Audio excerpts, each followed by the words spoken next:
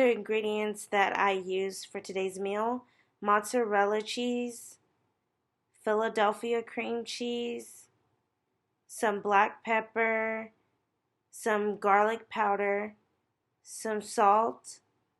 I used plain breadcrumbs for my meal, and some marinara sauce. Prego is the one I generally go with. And this is some ground beef that I have. And this is ground pork. And you're also going to need spinach.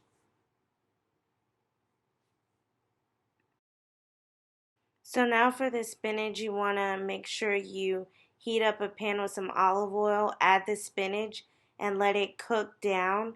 You can season it with salt and pepper to taste, but you just want to make sure you cook it all down till it's wilted. So now we're going to make the filling for the meatball. First, we're going to add 8 ounces of cream cheese. Then we're going to add our spinach, 1/4 cup. Then we're going to add 1 cup of mozzarella cheese. And then we're going to add a tablespoon of garlic powder. Now you want to mix everything together. A tip, make sure that your cream cheese is softened. It'll make it easier for mixing. Using a fork also helps, and this is what it looks like when it's all mixed up using a fork. That is what you want it to look like.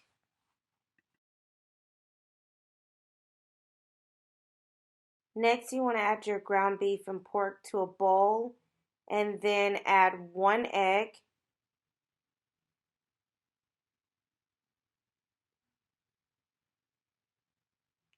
Then add 1/2 cup of breadcrumbs, 1/2 cup of parsley,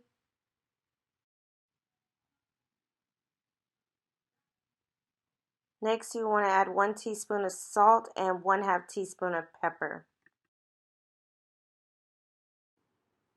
If you want to make your meatballs smaller and like it is on the tasty recipe, then you can use the measurements that I used for everything here that I just listed.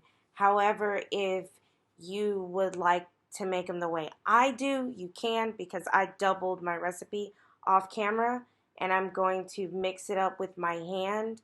I like to work that through and then go through with a fork to make it more incorporated.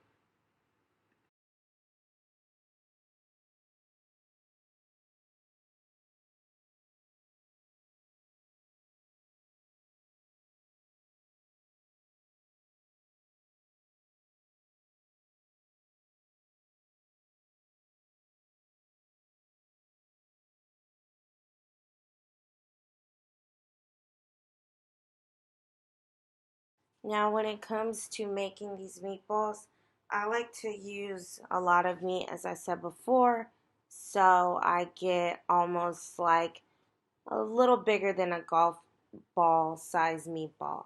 I like to flatten it out, try and make sure the edges don't um, break away. If they do, I like to squish it up again, get it all incorporated, and flatten it out again. And just make sure it's like kind of in a circle, or at least even, like there's spread out and there's no lumps. The meat is as even as possible.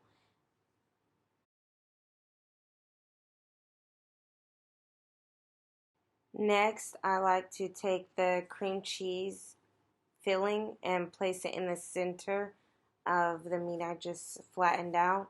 And then I like to take the sides and pull it up over top of the cream cheese. If there's like gaps, you can just pinch the meat together to kind of close those gaps. And then once you get them closed and you feel like you got it all closed up, then I like to just take it in my hand and try and make it in a perfect round ball. And then once everything looks like it's no gaps or anything like that, then it's done and I move on to the next one. The good thing about making the meatballs this size is that they can be used as just an appetizer alone because they are so hearty. So, for Thanksgiving or if you're having a party and you want something, you know it's going to be a long time before the food is ready. These meatballs are very great for tying people over. And honestly, one person may eat one or two meatballs, and that's good enough. Or some may just eat one. So if you want to make them as an appetizer, you can. And you can't make them that big. So then that way, more to go around.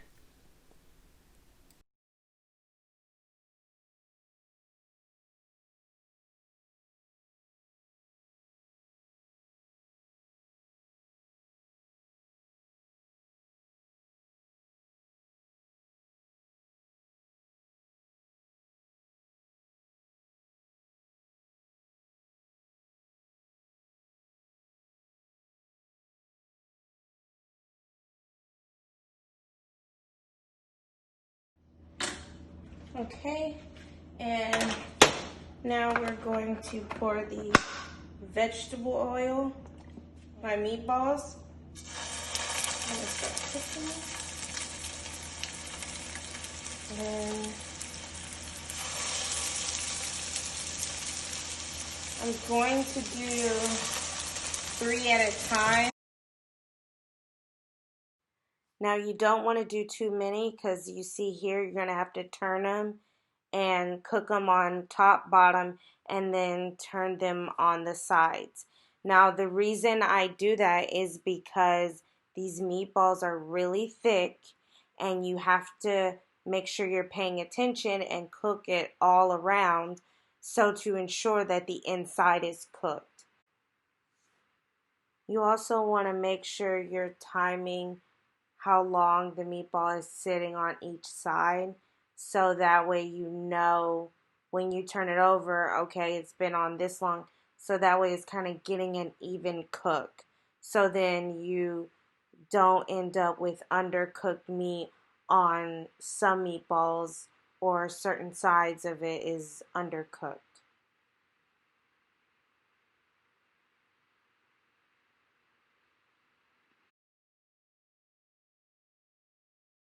So now I'm just adding olive oil to a pan and I'm going to add some minced garlic.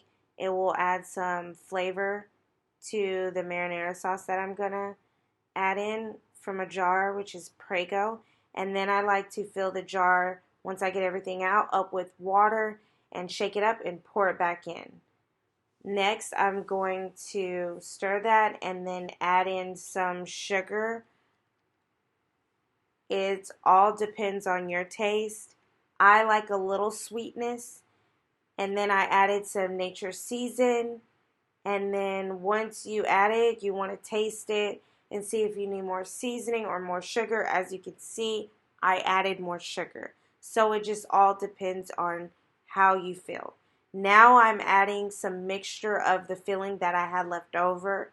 I like it as an extra taste and then I add the meatballs into it.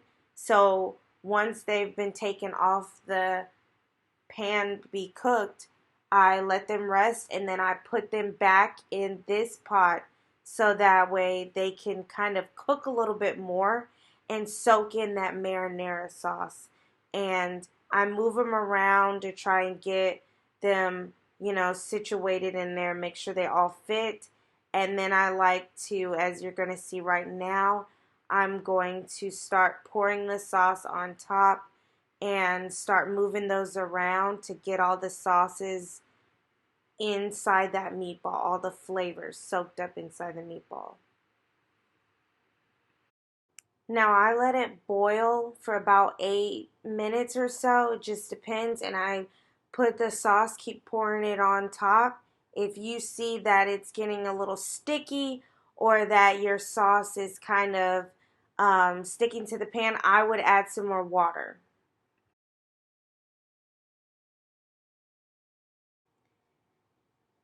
And now I'm showing you what it looks like inside the meatball just so you know that it is cooked all the way through, and to also give you a look at what the filling looks like inside. Thank you for watching my YouTube channel. I hope you enjoyed the video and I hope you were able to follow along.